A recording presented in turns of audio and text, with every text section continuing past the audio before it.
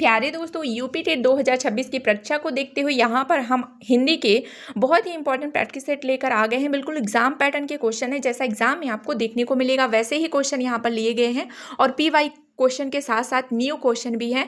अगर ये क्लास आप कर लेते हैं तो 100% हिंदी में 30 में 30 नंबर आप ला सकते हैं। पहला क्वेश्चन है, कवि का स्त्रीलिंग रूप क्या होगा?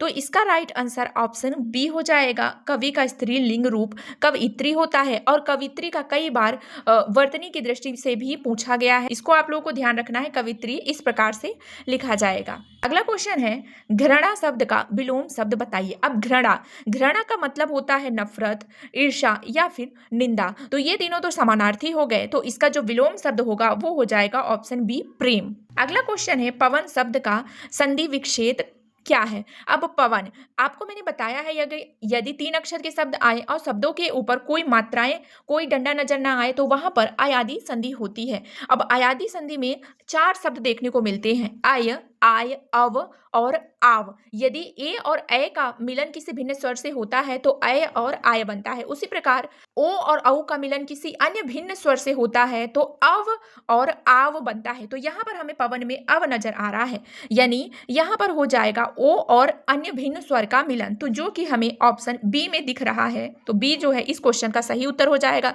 क्योंकि यहाँ पर प के साथ ओ की मात्रा है और अन्य एक स्वर है अ, तो इन दोनों को मिला देंगे तो यहाँ पे अव बन जाएगा। अगला क्वेश्चन है, यथाशक्ति में कौन सा समास है? तो जहां पर आपको शब्दों की शुरुआत में प्रति, हर, भर, यथा ये शब्द आते हैं तो वहां पर होता है अव्ययी भाव समास। तो इस क्वेश्चन का राइट आंसर ऑप्शन सी होगा। कर्म धारण समास की बात करें तो यहाँ पर समानता या तुलना की बात होती है। यहाँ पर पहला शब्द दूसरे शब्द की विशेषता या बड़ाई करता है। बहुब्री समास में अर्थ किसी तीसरे चीज का निकलता है और तत्पुरुष समास में कारक चिन्हों का लोप होता है। अगला है, बुंदेले हर बोलो के मुंह हमने सुनी कहानी थी, खूब लड़ी मर्दानी वह तो झांसी वाली रानी थी। इस पंक्ति में रचयिता कौन है? इस पंक्ति के रचयिता बताना है। तो इसका जो राइट आंसर होगा ऑप्शन बी होगा, सुभद्रा कुमारी चौहान। ये जो पंक्ति है ये वीर रस यानी उत्साह की बात हो रही है, तो वीर रस का उदाहरण है। अगला क्वेश्चन, निम्नलिखित में से कौन सा शब्द तद्भव है? अब यहाँ पर आपको 3 तत्सम दिए हैं और एक तद्भव बताना है। तो राइट आंसर ऑप्शन बी हो जाएगा, क्योंकि भंवरा जो है ये तद्भव शब्द है। बाकी तीनों भ्रमर, अग्नि और मस्तक जो है ये तत्सम शब्द होते हैं और भंवरा का जो तत्सम रूप होता है वो भ्रमर होता है और अग्नि का तद्भव आग और मस्तक का माथा होता है। अगला क्वेश्चन है, जो सब कुछ जानता हो। इस वाक्यांश के लिए एक शब्द क्या होगा? तो सब कुछ जानने वाला सर्वज्ञ कहलाता है। अल्पज्ञ का मतलब होता है जो थोड़ा बहुत या कम जानता हो। विद्वान का मतलब होता है जो किसी विषय का ज्ञाता हो और अज्ञानी का मतलब हो जाएगा जो कुछ भी नहीं जानता है। अगला क्वेश्चन है, तरणी तनुजा तट तमाल तरवर बहु छाए। इस पंक्ति में कौन सा अलंकार है? तो जहां पर आपको एक ही वर्ण की आवृत्ति बार बार नजर आती है वहां पर अनुप्रास अलंकार हो जाता है। तो इस पंक्ति में भी त कई बार नजर आ रहा है, तो यहाँ पर हो जाएगा अनुप्रास अलंकार। अब बात करते हैं यमक अलंकार। तो यहाँ पर 2 या 2 से अधिक शब्द आ सकते हैं और उनके अर्थ भी अलग अलग निकलते हैं। उपमा अलंकार की बात करें तो यहाँ पर समानता की, तुलना की बात की जाती है। रूपक अलंकार में 2 शब्दों के बीच में योजक चिन्ह होता है और यहाँ पर कोई तुलना, कोई समानता नहीं होती है। अगला क्वेश्चन है, करुण रस का स्थायी भाव क्या होगा? तो करुण यानी होता है दया, इसका स्थायी भाव जो होगा वो शोक हो जाएगा। ऑप्शन बी जो है इस क्वेश्चन का राइट आंसर हो जाएगा। अब रति जो है वो श्रृंगार रस का स्थायी भाव होता है, क्रोध जो है रौद्र रस का और उत्साह वीर रस का स्थायी भाव होता है। अगला है, निम्नलिखित में से शुद्ध वर्तनी वाला शब्द चुनिए। अब हमें शुद्ध वर्तनी वाला शब्द बताना है और ये बहुत बार पूछा जा चुका है, उज्ज्वल का शुद्ध वर्तनी।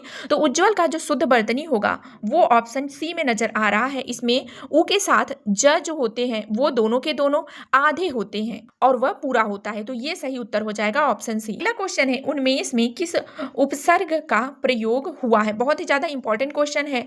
तो यहाँ पर उन्मेष में उद उपसर्ग का प्रयोग हुआ है। अब उद किस कारण से ही हुआ है? क्योंकि स्पर्श व्यंजन में द या त जो होते हैं वो न में बदल जाते हैं, इसलिए इसमें उपसर्ग उद पाया जाता है। कहीं कहीं आपको उद भी देखने को मिलेगा, लेकिन यहाँ पे जो पहला प्रेफरेंस देंगे वो होगा उद वाले में। अगला प्रश्न है, मृगनयनी में कौन सा समास है? मृगनयनी यानी नयन जो है वो मृग के समान है और जहां पर समानता या तुलना की बात होती है वहां पर कर्मधारय समास होता है। तो ऑप्शन सी जो है इस क्वेश्चन का सही उत्तर हो जाएगा। अगला क्वेश्चन है, वीरों का कैसा हो वसंत कविता किसने लिखी? वीरों का कैसा हो वसंत यह कविता सुभद्रा कुमारी चौहान की लिखी हुई कविता है। अगला क्वेश्चन है, इत्यादि शब्द में कौन सी स्वर संधि है। अब मैंने आपको बताया है यदि य, व और र के पहले आधा वर्ण नजर आ जाता है तो वहां पर यड़ संधि होती है, और यहाँ पर य शब्द है और य के पहले आधा वर्ण है तो यहाँ पर यड़ संधि हो जाएगी, जो कि हमें ऑप्शन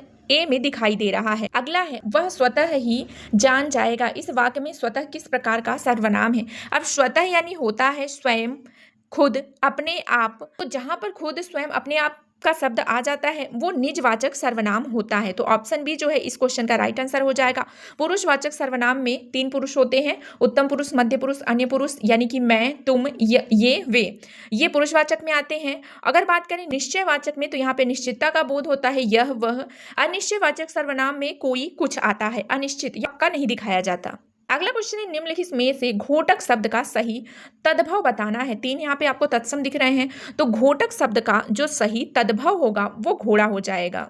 ऑप्शन बी जो है इस क्वेश्चन का राइट आंसर हो जाएगा। घड़ा का तत्सम की बात करें तो घट हो जाएगा, और गधा का तत्सम की बात करें तो गर्धभ होता है। अगला क्वेश्चन है श, स, सह, इन 4 वर्णों को व्याकरण में क्या कहा जाता है? तो ये जो 4 वर्ण होते हैं वो ऊष्म व्यंजन कहलाते हैं। ऑप्शन सी इस क्वेश्चन का राइट आंसर हो जाएगा। ऊष्म या संघर्षी व्यंजन भी कहा जाता है। स्पर्श व्यंजन टोटल 25 होते हैं, अंतःस्थ व्यंजन 4 होते हैं, य, र, ल, व, और संयुक्त व्यंजन भी 4 होते हैं, छ, त्र, ज्ञान और श्र। अगला क्वेश्चन है हे प्रभु मेरी रक्षा करो। इस वाक्य में कौन सा कारक है? तो जहां पर आपको विस्मयादि बोधक चिन्ह और हे प्रभु दुख, आश्चर्य, खुशी की बात होती है वहां पर होता है संबोधन कारक, हे, अरे, ये इसके कारक होते हैं। अपादान कारक से होता है जिसमें अलगाव को दिखाया जाता है। संबंध कारक की बात करें तो का, की, के होता है, और अधिकरण में और पर होता है। अगला क्वेश्चन है चिंतामणि किस प्रसिद्ध लेखक का निबंध संग्रह है? चिंतामणि की रचनाकार कौन है? तो इसका जो राइट आंसर है वो हो जाएगा ऑप्शन सी आचार्य रामचंद्र शुक्ल। ये चिंतामणि के प्रसिद्ध रचनाकार हैं। अगला है अन्वेषण का सही संधि विच्छेद क्या होगा? तो मैंने आपको बताया यदि य व र के पहले कोई भी आधा वर्ण नजर आए तो वहां पर होता है यड़ संधि। तो यड़ संधि में यदि ई और बड़ी ई के साथ कोई अन्य स्वर मिलता है तो य बनता है। उसी प्रकार ऊ और बड़ा ऊ के साथ कोई अन्य स्वर मिलता है तो वहां पर व बन जाता है। तो यहाँ पे अन्वेषण व आ रहा है तो यहाँ पर ऊ की मात्रा के साथ कोई अन्य स्वर मिलेगा तो संधि का निर्माण हो जाएगा व शब्द के रूप में। तो ऑप्शन बी में हमें दिख रहा है अनुएषण, यानी यहाँ पर आपको ऊ की मात्रा है और यहाँ पर अन्य स्वर की बात करें तो ए की मात्रा है। तो ये दोनों मिला के यहाँ पे वे का निर्माण कर देंगे। किसका निर्माण करेंगे? वे शब्द का निर्माण करेंगे तो बन जाएगा अन्वेषण। तो ये यड़ संधि का उदाहरण है। अगला है आंख का अंधा नाम नयन सुख, लोकोक्ति का सही अर्थ क्या होगा? तो आंख का अंधा नाम नयन सुख, इसका सही अर्थ होगा गुण के विपरीत नाम होना। ऑप्शन ए जो है इस क्वेश्चन का सही उत्तर हो जाएगा। अगला क्वेश्चन है निम्नलिखित में से कौन सा शब्द स्त्री का पर्यायवाची नहीं है? हमें बताना है स्त्री का पर्यायवाची नहीं है। तो ऑप्शन है वामा, ललना, कामिनी और प्रियम वंदा। तो ये जो तीनों आपके ऊपर के शब्द दिख रहे हैं ये तीनों स्त्री के पर्यायवाची है, लेकिन यहाँ पे बात करें प्रियम वदा की तो ये स्त्री का पर्यायवाची नहीं है। इसका मतलब होता है प्रिय या मीठा बोलने वाली स्त्री। अगला क्वेश्चन है अष्टछाप की स्थापना किसने की थी? तो इसका जो राइट आंसर हो जाएगा वो ऑप्शन बी हो जाएगा, विट्ठल नाद ने अष्टछाप की स्थापना की थी। अगला क्वेश्चन है जो पहले कभी ना हुआ हो, इस वाक्यांश के लिए एक शब्द बताना है। तो जो पहले कभी ना हुआ हो उसके लिए एक शब्द है अभूतपूर्व, यानी जो पहले कभी ना हुआ हो। अब यहाँ पर आपको नजर आ रहा है अपूर्व, इसका मतलब होगा जो पहले ना देखा या फिर ना सुना गया हो। अगला यहाँ पे अद्वितीय, इसका मतलब होता है जिसके समान दूसरा कोई ना हो। अनुपम की बात करें तो जिसकी उपमा या तुलना ना दी जा सके। अगला क्वेश्चन है शोक किस रस का स्थायी भाव है? बहुत इंपॉर्टेंट है तो ये आप लोग इसको कमेंट करके बताइएगा इसका राइट आंसर क्या होगा, और चारों ऑप्शन के स्थायी भाव भी आपको बताना है। अगला क्वेश्चन है वह बहुत तेज दौड़ता है, इस वाक्य में बहुत शब्द व्याकरण की दृष्टि से क्या है? अब ये देखिए ये पूरा का पूरा वाक्य अगर आप लोग देखोगे तो यहाँ पे दौड़ना जो है वो क्रिया हो जाएगी, तेज जो है क्रिया की विशेषता बता रहा है तो विशेषण हो जाएगा, और बहुत जो है ये प्रविशेषण हो जाएगा। प्रविशेषण वो होता है जो विशेषण की भी विशेषता बताता है। तो इसका जो सही उत्तर हो जाएगा वो ऑप्शन सी हो जाएगा, बहुत क्या है? प्रविशेषण है। अगला क्वेश्चन है काशी नागरी प्रचारणी सभा की स्थापना किस वर्ष हुई थी? तो काशी नागरी प्रचारणी सभा की स्थापना वाराणसी यानी काशी में 16 जुलाई, ध्यान रखिएगा यहाँ पर 16 जुलाई 1893 में हुई थी। तो ऑप्शन जो ए है इस क्वेश्चन का सही उत्तर हो जाएगा 16 जुलाई 1893 में। अगला क्वेश्चन है वियत का पर्यायवाची शब्द निम्नलिखित में से कौन सा होगा? तो वियत यानी होता है आकाश, नभ, गगन, अंबर। तो इसका जो पर्यायवाची शब्द है वो यहाँ पर आपको आकाश दिख रहा है, तो वियत का पर्यायवाची आकाश हो जाएगा। अगला क्वेश्चन है, विनय पत्रिका की भाषा कौन सी है? विनय पत्रिका की बात करें रचनाकार के तो तुलसीदास जी है। विनय पत्रिका के अलावा कवितावली भी इनकी रचनाकार है और ये जो दोनों है ये ब्रज भाषा की है। ठीक है, तो राइट आंसर ऑप्शन बी हो जाएगा। और इनकी सबसे प्रसिद्ध रचना है रामचरितमानस, जो कि अवधी भाषा में लिखी गई थी। अगला क्वेश्चन है, भाषा शिक्षण की प्रत्यक्ष विधि यानी डायरेक्ट मेथड में क्या होता है?